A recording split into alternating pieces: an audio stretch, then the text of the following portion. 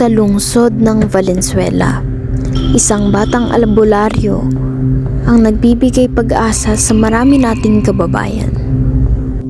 Nahikahos sa buhay kung kaya't hindi makapagkonsulta sa mga doktor.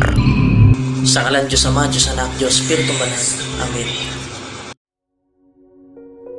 I'm faith healer Arjin Gallerosa, no? I'm here from Valenzuela, manggagamot ng Valenzuela City. Araw-araw ay nagpapagaling si Arjin ng 5 hanggang 6 na pasyente. Ang iba ay nagmumula pa sa malalayong lugar, umaasang makakahanap sila ng lunas sa kanilang sakit. Most of the time sa isang araw, 6, mag-5, iba't ibang lugar.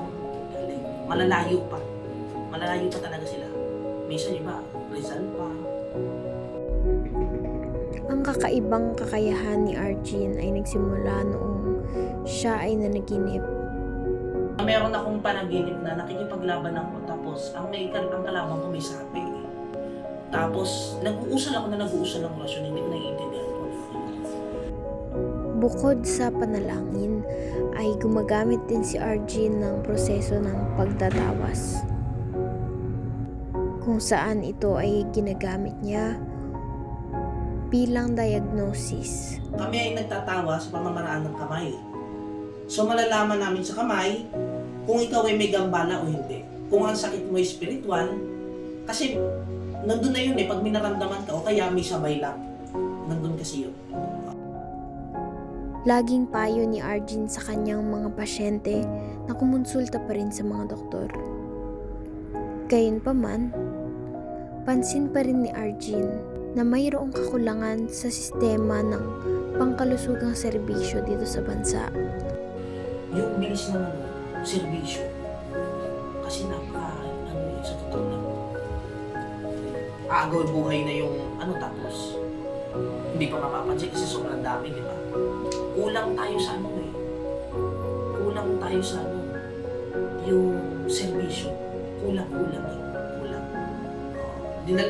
na rin tayo sa syempre yung workers natin sa ospital. Tapos yung pera, yung funds.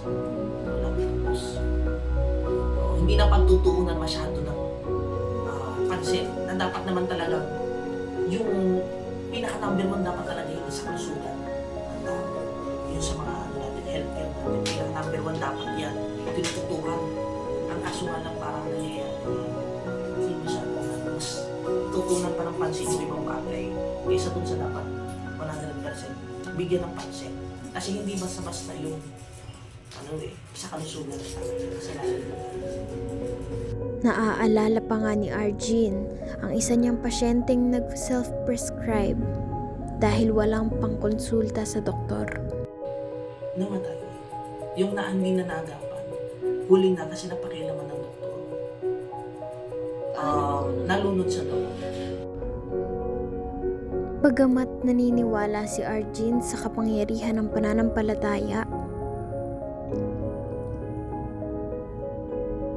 hindi pa rin siya nagbibigay ng gamot na hindi inirerekomenda ng mga doktor. Kung kaya't ang tanging gamot na ibinibigay niya sa kanyang mga pasyente ay tubig na binindisyonan. Sa mga naniniwala sa amin, nagpapasalamat kayo sa inyo. Naniniwala kayo at tumatangkilik kayo sa servisyo na ginagawa natin. So, sa mga hindi naman din naniniwala, respeto na lang din tayo sa beliefs ng iba. Kasi, hindi naman kasi lahat ng talagang bagay sa mundo alam natin. So, mas magandang irespeto na lang din natin. As long as nakakatulong, irespeto natin yung paniniwala ng ibang tao. Kung nakakatulong naman, go. Kung hindi, yun. Wala akong binibigay ng gamot.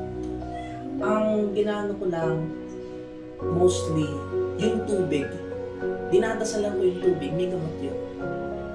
Pero yung spiritual na gamot, wala akong hindi talaga binibigay. Gamot tubig lang yan, tapos dinadasal lang yung tubig, yun ang pinapainom ko sila. Gumagaling naman sila. Kasi may dasal yun. Oo. Pero ina-advise ko pa rin na mag-ano sila, magpa-check up sila sa doktor. Para at least, mas magandang malaman talaga na ano. Kung talagang nawala yung sakit nila, salamat. Salutatora dam dragulor sumra bitaligatong ramailig saksut pero naturo na belem tremenda yung subabitot ng batay sa utong deletar sumula tapos para taman may lumakatabil at rutatay muskulon template tatura donay sabaw